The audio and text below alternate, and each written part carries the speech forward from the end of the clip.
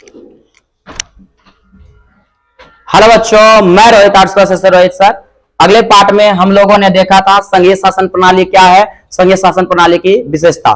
तो अगर आप उस वीडियो को नहीं देखे हैं तो आप जाकर उसको देख लीजिए, प्लेलिस्ट में बना हुआ है। आज हम लोग जो पढ़ने वाले हैं, संघीय शासन प्रणाली में अधिकारों को कितने सूचियों में बांटा गया, मतलब केंद्र सरकार और राज्य सरकार जो होता है उसका अधिकार जो है वो कितने सूची में बटा होता है, कौन कौन काम केंद्र सरकार करेगा, कौन कौन काम राज्य सरकार करेगा, ये बटा हुआ है। बताए थे संघीय शासन प्रणाली में। तो कितने सूचियों में बटा हुआ है, तो 3 सूचियों में बटा हुआ है, 3 सूचियों में बांटा गया। पहला आपका संघ सूची है, दूसरा राज्य सूची और तीसरा आपका समवर्ती सूची। तो संघ सूची क्या है, राज्य सूची क्या है, समवर्ती सूची क्या है, समझते हैं।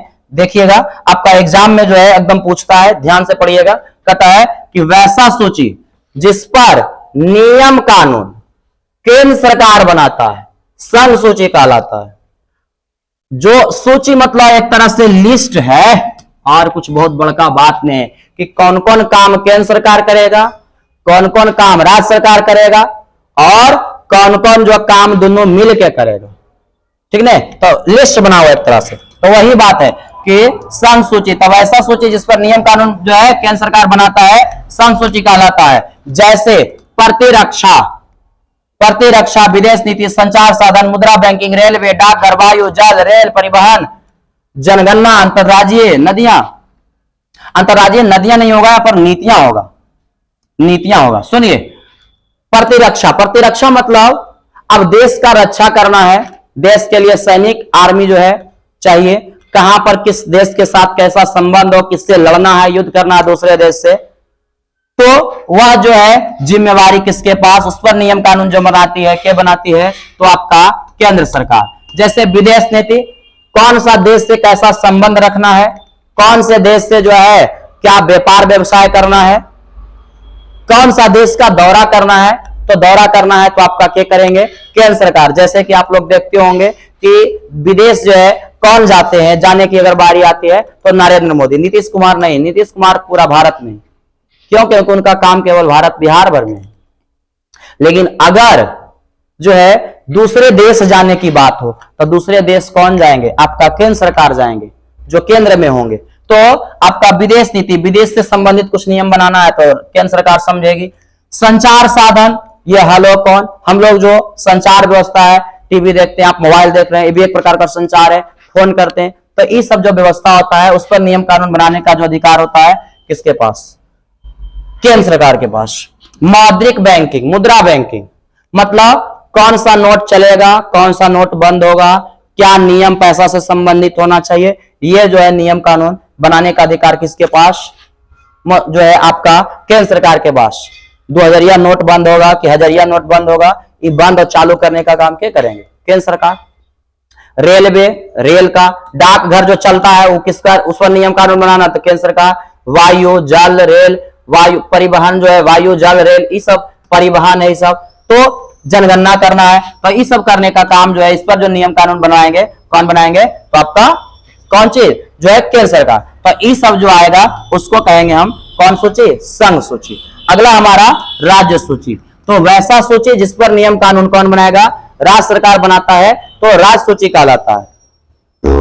जिस मुद्दा पर राज्य सरकार नियम कानून बनाता है तो उसे राज्य सूची, तो उसे राज्य सूची कहते हैं। जैसे कि शिक्षा, स्कूल, 5वां 6वां 10वां तक जो स्कूल चलता है, इंटर तक, उस पर जो है, जैसे आप लोग, हम लोग जो है बिहार बोर्ड के छात्र हैं, तो बिहार बोर्ड जो है कैसे चलेगा, बिहार विद्यालय समिति, उस जिम्मेवारी किसके पास, तो आपका राज्य के पास, राज्य सरकार के पास। अगला है स्वास्थ्य, प्राथमिक सेवा केंद्र जो हमारा जो है वो किसके अनुसार चलेगा, तो आपका उस पर नियम कानून जो बनाएगा राज्य सरकार। कहां किस तरह से इलाज होगा, जेल हो गया, अब Bihar police jail, Bihar police हो गया, पेयजल की सुविधा हो गया, साफ सफाई, पंचायती राज, इन सभी पर जो नियम कानून बनाने का जो अधिकार होता है वो बनाते हैं कौन होते हैं, तो राज्य सरकार बनाते हैं, और इसी को हम राज्य सूची कहते हैं। अगला हमारा है समवर्ती सूची। समवर्ती मतलब दोनों मिलकर बनाएगा। वैसी सूची, वैसा सूची जिस पर नियम कानून राज्य सरकार और केंद्र सरकार, राज्य सरकार और केंद्र सरकार दोनों मिलकर बनाता है तो उसे समवर्ती सूची कहा जाता है, या समवर्ती सूची कहलाता है। जैसे कि जनसंख्या नियंत्रण, वन संरक्षण, शिक्षा, मजदूर संगठन इत्यादि। अब जैसे देखिए जनसंख्या नियंत्रण करना है तो इस पर नियम कानून केंद्र सरकार और राज्य सरकार दोनों मिलकर बनाएगी।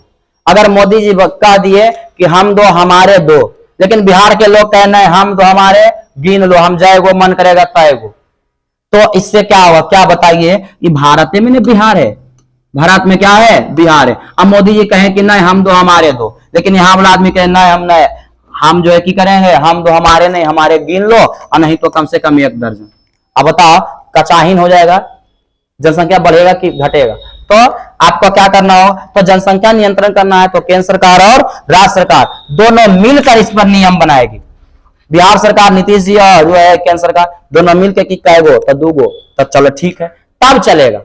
लेकिन अगर यहाँ वाला केंद्र सरकार कहे 2 गो, कहे 4 गो, यहाँ वाला कहे कुछ और यहाँ वाला कुछ तो इससे क्या होगा? अब जैसे वन संरक्षण, केंद्र सरकार के कहे कि वन को बचाना है, लेकिन जो है बिहार हो झारखंड या मध्य प्रदेश वहां के राज्य सरकार कहे नहीं हम नहीं बचाएंगे, पूरा काट देंगे जंगल, तो क्या वन का संरक्षण हो पाएगा? नहीं हो पाएगा। अगला है शिक्षा। तो देखिए इस शिक्षा जो है आप लोगों को कंफ्यूजन होगा कि सर इसमें भी शिक्षा है और इसमें भी आप शिक्षा, तो यहां जो शिक्षा की बात हो रहा है उच्च शिक्षा की बात, बड़े बड़े मेडिकल कॉलेज बड़े बड़े जो है इंजीनियरिंग कॉलेज खोलना है तो उसमें केंद्र सरकार और राज्य सरकार दोनों मिलकर विचार विमर्श करेगी। इस तरह से मजदूर संगठन बनाना है, मजदूरों को रोजगार उपलब्ध कराना है तो केंद्र सरकार और राज्य सरकार दोनों मिलकर क्या करेगी? इस पर नियम कानून बनाएगी। इस प्रकार से हमारा जो है पढ़ लिए। अब देखिए तो क्वेश्चन आएगा आपका कि संघीय शासन प्रणाली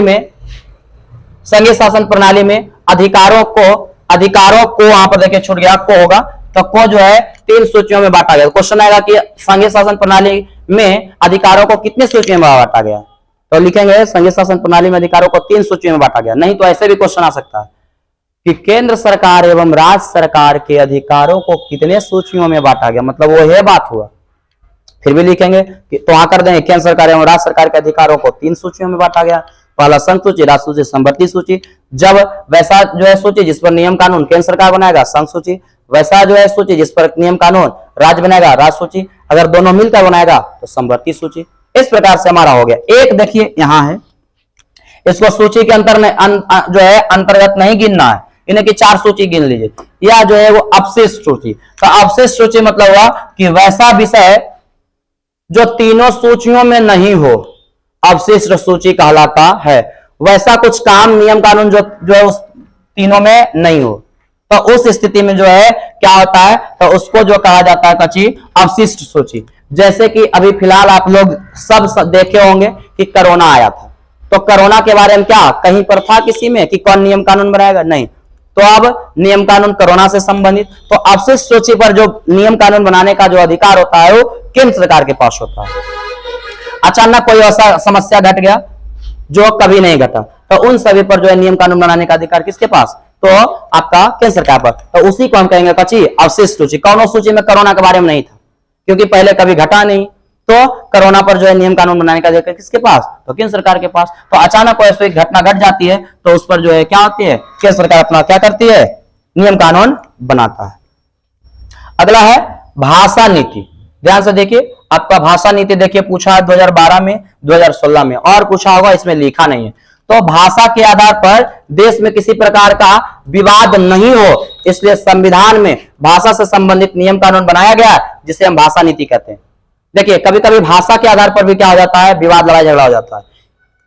अगर मान लीजिए हम हिंदी बोल रहे हैं और कहीं गए, जैसे कि तमिलनाडु, कुछ दिन पहले आप लोग सुने होंगे न्यूज में, तो तमिलनाडु गया और बिहार के लोग बिहारी जो है बिहारी भाषा बोल रहे थे, तो तमिल लोग क्या कर रहा था? भाषा के आधार पर देख के उसको मार रहा था।